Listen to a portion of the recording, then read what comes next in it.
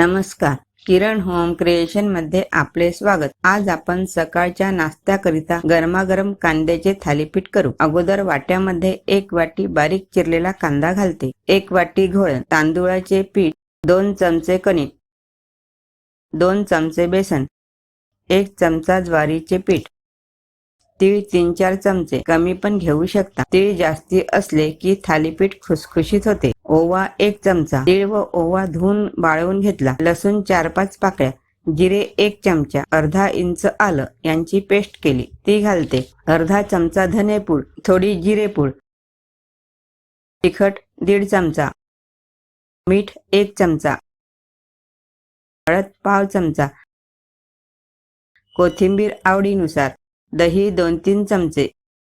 आता छान मिक्स करते। थालीपीठामध्ये कांदे भरपूर असले की चवीला छान वाटते। दही छान मिक्स झाले, पाणी घालते। पाणी एकदम घालायचे नाही तर थोडे थोडे घालून घट्टच भिजवायचे। सैलसर भिजवू नये, कांद्याने पाणी सुटतं व सैलसर होतं। दही प्रमाणातच घालू, जास्ती घातले तर तव्याला थालीपीठ चिकटतं। थालीपीठ काढताना थालीपीठ तुटतं। अगदी थोडं पाणी घालते। पीठ भिजवल्यानंतर 10 मिनिटं झाकून ठेवते।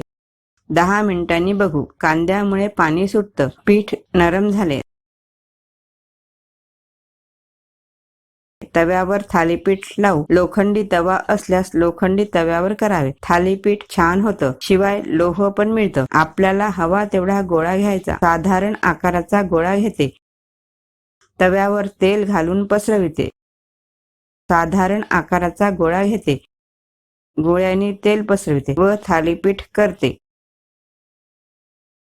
पसरविते,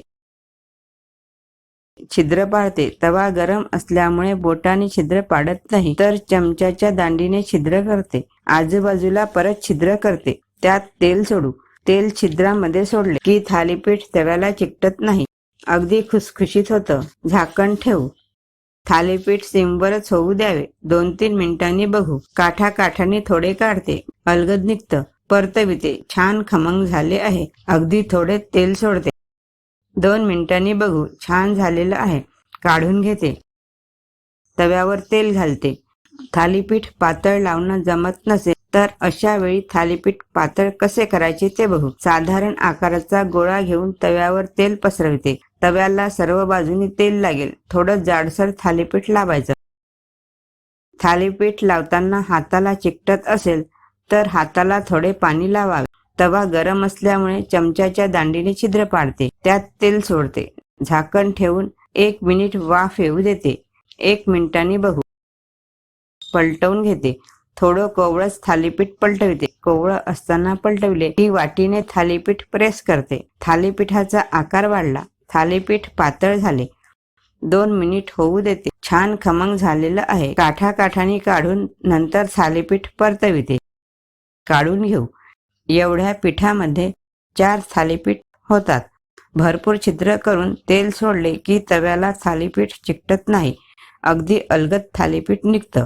सकाळच्या नाश्त्याकरिता गरमागरम तांदूळाच्या पिठाचे कांद्याचे थालीपीठ तयार झाले।